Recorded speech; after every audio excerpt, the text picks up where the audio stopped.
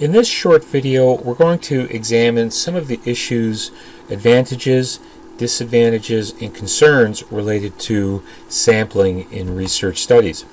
One common approach that is used to obtain information from research participants is the use of what are called self-reports. And in this case, information is provided directly from research participants. And this occurs through the use of various surveys and questionnaires. Two of the advantages involved in using self-reports is that from an administrative perspective, in executing the use of these research instruments, these instruments are very convenient to the researchers, very cost-effective, as all research studies do have a financial number of expenses, and is very time efficient for the researchers as the participant is completing and providing all of that information directly. So the researcher is not involved in an item by item approach in obtaining that information. First-hand experience is reported directly from the participants as well. Some of the disadvantages in using self-reports include what's called social desirability concerns. And this relates to the conscious or unconscious bias or tendency of people completing surveys that would tend to make them look good or be viewed in a favorable light. Some examples include physical activity level, so questionnaires that assesses and asks questions about how much exercise a person engaged in over the past week. A person may subconsciously round up those numbers.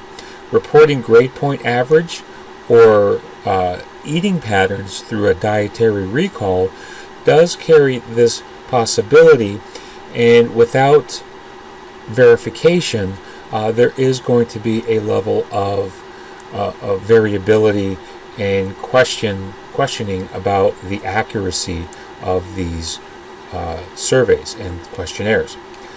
The potential demand characteristics relate to what's called perception bias, and that occurs when participants stumble upon a cue in a question or within the environment that may influence their direct response. And so the participant may be aware of what an experimenter might want to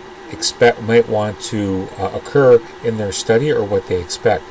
And that perception bias will cause the participant who's completing the survey or questionnaire or engaging some other research activity to lose objectivity.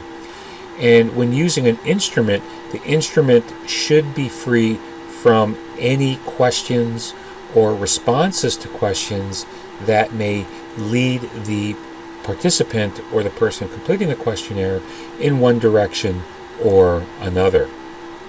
Possible retrospective bias is always a concern when participants provide information directly. And that's where the research participant is truly viewed as an individual that has a set of life experiences.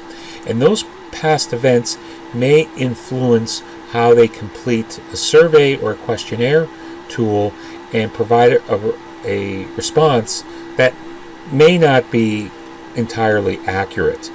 One example includes the dietary recall. So when participants are asked to write down the foods that they consumed over the past week, because of the thought that reporting the consumption of unhealthy foods, so junk foods, fast foods, high sugar foods, or high fat foods, a person may not present and complete all of those foods, and that would give an inaccurate view of that dietary analysis.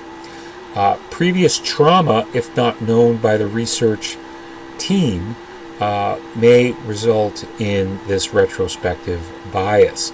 So a person that, for example, has experienced a motor vehicle accident, that person, if they do have some sort of head injury, may experience mild or more severe retro or antegrade amnesia.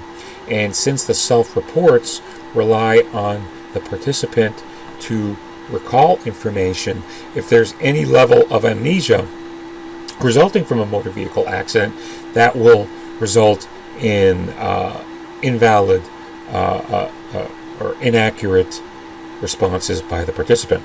So how are researchers to deal with these disadvantages?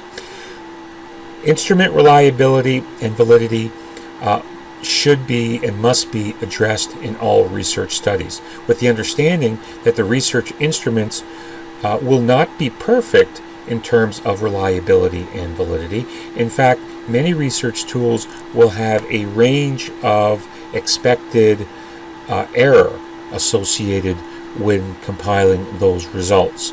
And those tools, that the reliability and validity should be established for those tools. So this ends this short video on sampling issues.